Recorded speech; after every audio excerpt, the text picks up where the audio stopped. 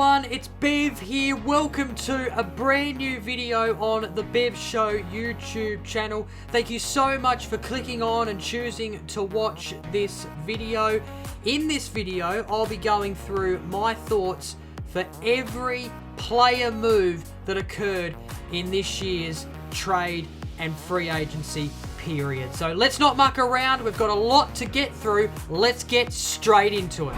Let's begin with Jake Kelly to Essendon as an unrestricted free agent. I like this pickup for Essendon. As we know, last season they made the finals. It was unexpected by most. I think a lot of people expected Essendon to finish in the bottom half of the ladder. But they not only made the finals, they became the most exciting team in the competition with all the young talent that they have in their team.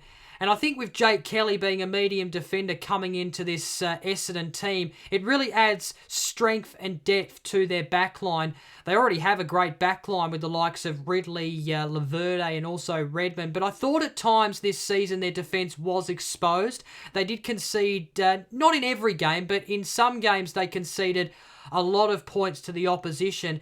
And who knows, Jake Kelly could just be that hole that needs to be filled inside the Bombers' defence. So Jake Kelly to Essendon gets a tick from me. Mabior Chol to the Gold Coast Suns as an unrestricted free agent. I like this move. I think the Gold Coast Suns, they have a lot of young talent, but experience is what they need. And I think Mabior Chol brings that experience from a club that has won a lot of premierships over recent times. Chol can provide support up forward, and he can also provide a ruck option as well to the Suns. We know that Gold Coast, they lack that ruck depth, so I think it's important that Chol brings that option of being in the ruck. And I think if Mabior Chol can just be a bit more consistent with his performances, then I think it could prove to be a good pickup for the Gold Coast Suns moving forward. Carlton had an exceptional trade and free agency period, and they picked up a restricted free agent by the name of George Hewitt from the Sydney Swans. I think this is a good pickup for the Blues.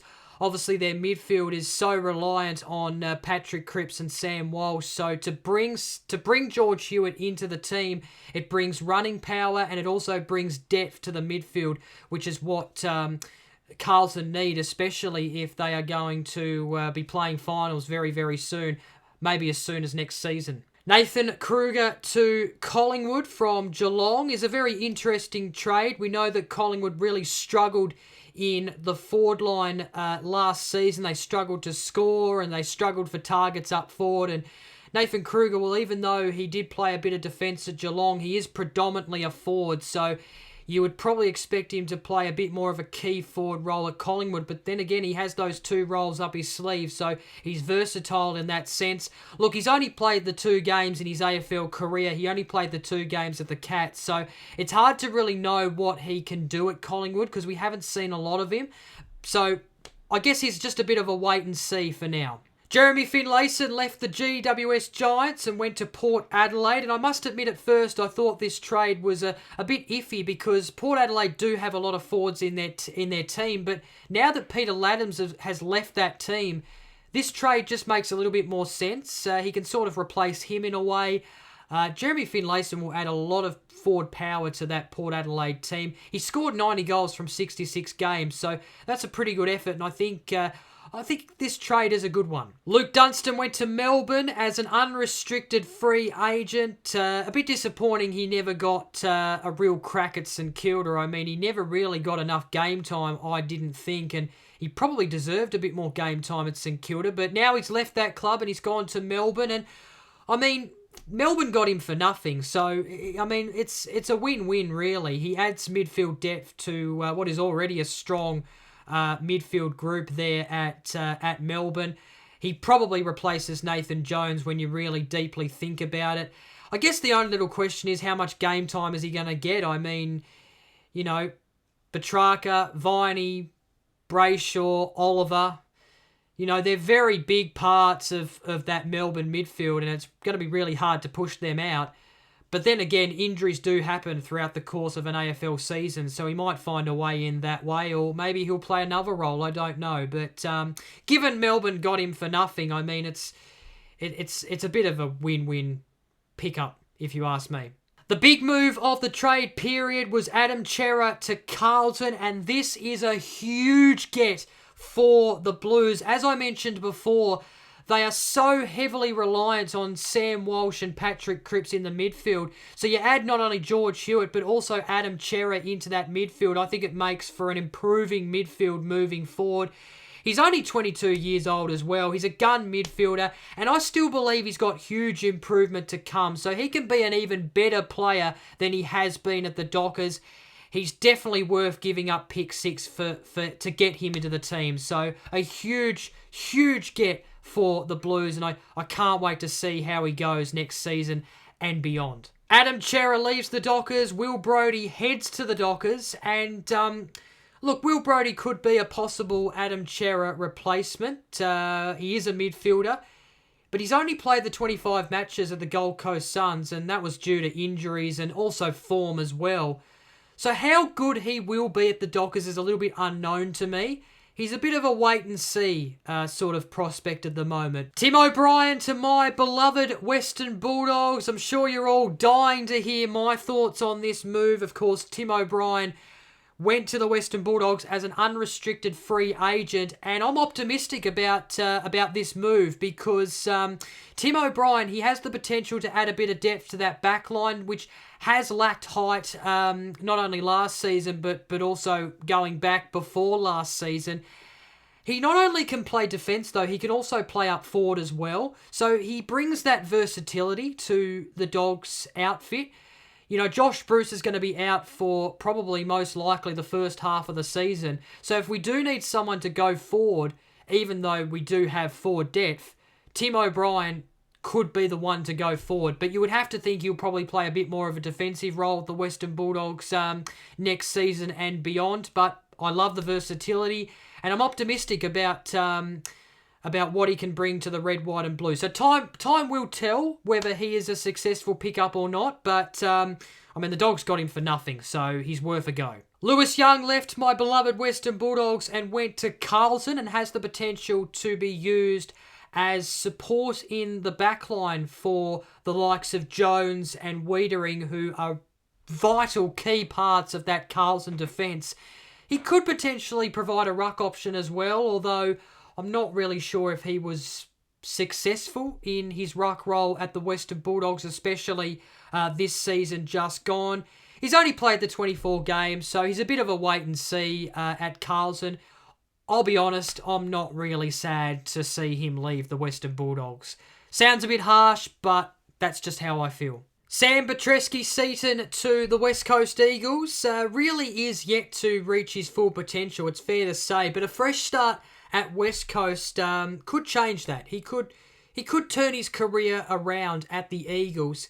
He did play mostly defence at Carlton. I think a lot of people were calling for him to play a bit more midfield, etc.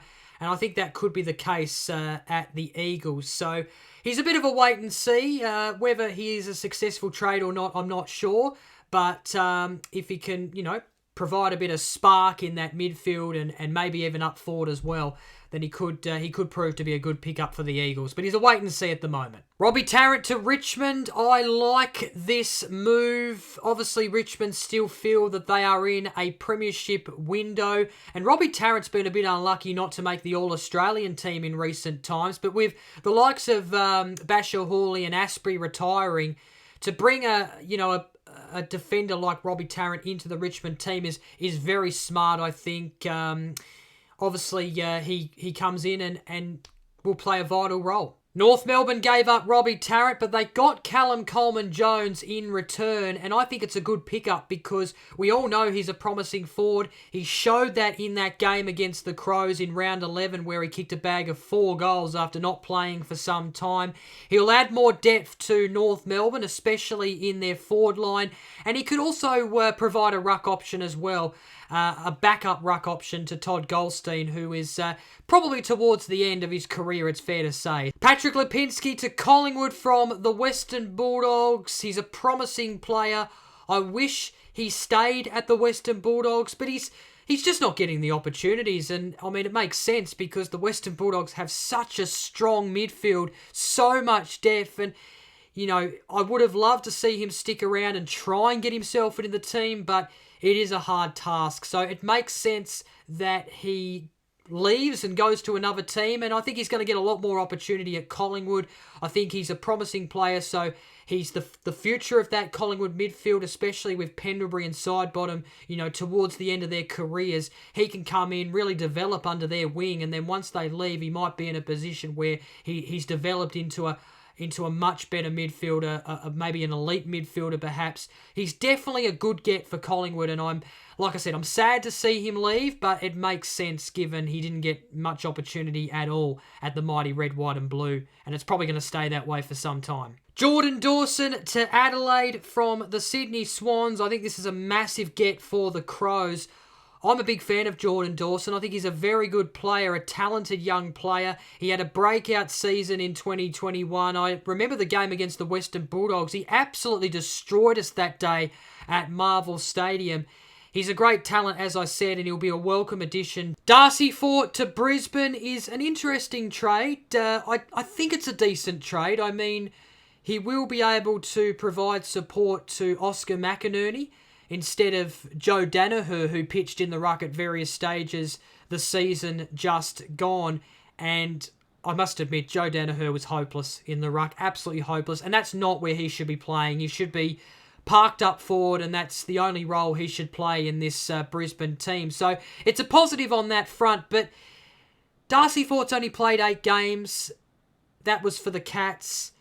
It's a bit of a wait and see on how effective he can be. Jonathan Segler to Geelong after leaving Hawthorn. No surprise that the Cats have picked up another 30-plus-year-old player, but I think this trade is a big tick because the Cats need ruck support. They have struggled in that department for years now, and I think if they're going to make another premiership tilt next season, they need that ruck support, and Jonathan Segler can provide that much-needed ruck support to Rhys Stanley, who has had to do it himself for quite some time now. So I think this trade's a good one. Jordan Clark leaves Geelong and goes to Freo, and I think this is a good pickup for the Dockers. Obviously, Jordan Clark never really got enough opportunity at the Cats, especially this season, hence why he was entitled to leave, and I think the Dockers have won this trade. I think Clark is a great talent, and I think we will see that once he starts playing for the Dockers next season and beyond. So a tick, that trade for me. Max Lynch to Hawthorn never really got the opportunities at Collingwood, and it's probably fair enough given they have Grundy and co in their team, but obviously, Max Lynch is, I guess, coming in for Segler, who's just left, and he also has that potential to be the number 1 ruckman at Hawthorn because McAvoy is now towards the end of his career. A bit like, Darcy Fort and those sort of players that have been, that have been on the move this trade period. We haven't seen a lot of him, so time will tell whether he is, a good pickup or not, but given his age and given that he's a young prospect, it's probably a fair pickup given the position that Hawthorn are in at the moment. They're, of course, trying to regenerate their list and look towards the future rather than the present. And the final trade, Peter Adams to Sydney, which was a little bit of a surprise in the end, given that he was linked at the start of the trade period to teams like Geelong and also the Western Bulldogs. But I think this is a pretty good pickup for the Swans. Hickey was great for the Swans last season, but he is in his 30s. He's probably towards the end. Naismith is always injured. Not sure where Callum Sinclair is at in his career. But Peter Adams comes in as that young ruck and forward option. He can kick goals. He can go forward. So I think he's a good pickup for the Swans. And that is it. That is my thoughts on every single player move during this year's trade and free agency period. Thank you so much for watching this video. Do you agree? Do you disagree? What's your thoughts? Put them in the comments down below. Would love to hear them. Make sure you give this video a thumbs up. Press that subscribe button. Would really appreciate that. Of course, go follow me on all my socials as well. I've got Facebook, Instagram, and TikTok. The links are down in the description below. Until the next video, though, take care of yourself and go the doggies! Catch you later.